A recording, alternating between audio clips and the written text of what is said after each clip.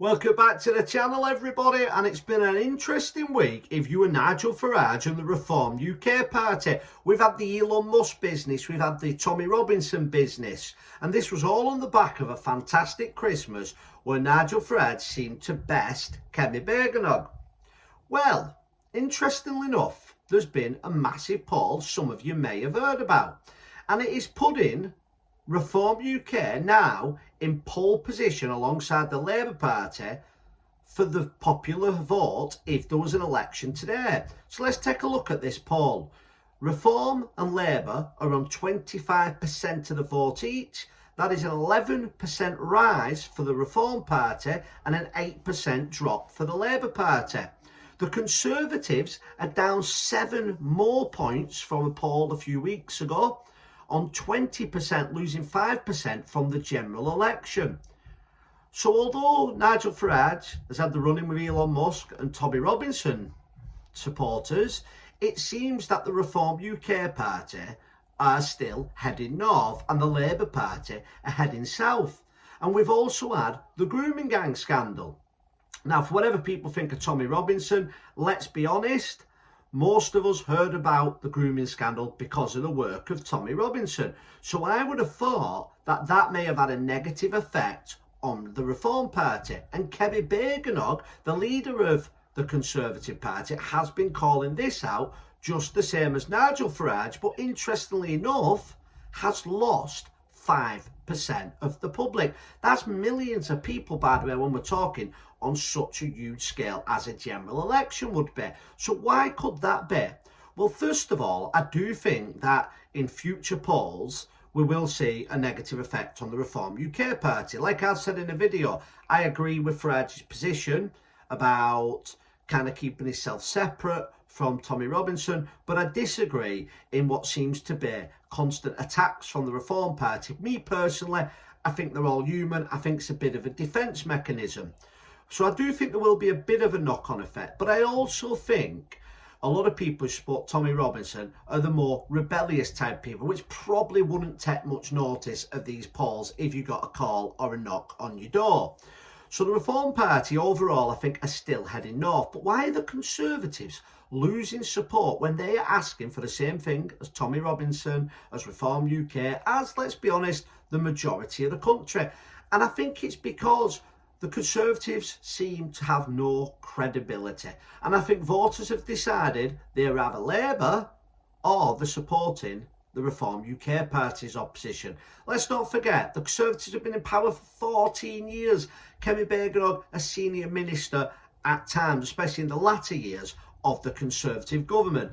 And never once did any of these people publicly call out an inquiry. In fact, they did a kind of inquiry which covered all child abuse and never implemented the recommendations. It took 7 years and tens of millions of pounds, and it didn't even touch the sides of the grooming scandal. So I think people have had enough of the Conservatives.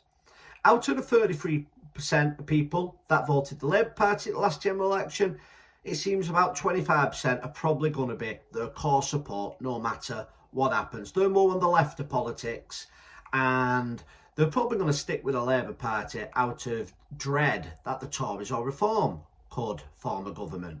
So what's going to happen going forward? Well, I think Nigel Farage has to play it very, very carefully. He's got to find that balance between the centre voters and the voters to the right. And I think talking about former ISIS members possibly coming back to the UK, it may upset the United States of America, but he needs to have a firm line on that. Absolutely nowhere, which is how Farage really feels. That's how everybody feels. At the same time, Farage can't look like too much on the right wing, or he then starts losing the Conservative vote. So whichever way Farage goes is going to upset certain people along the way. But like I've said on previous videos, to me, this is the point for anybody on the right. I don't really see myself as left or right. I see myself more as a libertarian who believes that we should have more freedoms, we should be more self-governing. And I look at all the political parties, and if I'm totally honest, I don't agree with any of them 100%.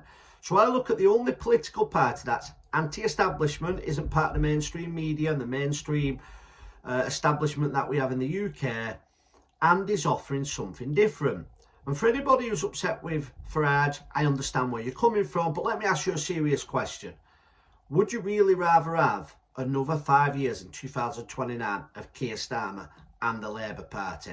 So the way things are going, as of today, it's looking good for the Reform UK Party, but it's going to be very, very interesting. The media have got their eyes on Farage now. They can see the weakness of the Reform Party. We're seeing now splits within the Reform Party, which again, I'm not sure on. People would say that they're sticking to the morals, but I would say for anyone who became a Reform UK councillor, like the 12 that were on about resigning over Tommy Robinson, did you not research Nigel Farage beforehand? Because nothing Farage is really doing now shocks me that much. Farage's anti-establishment is not part of the establishment, but Nigel Farage is a professional man. He is a former Conservative.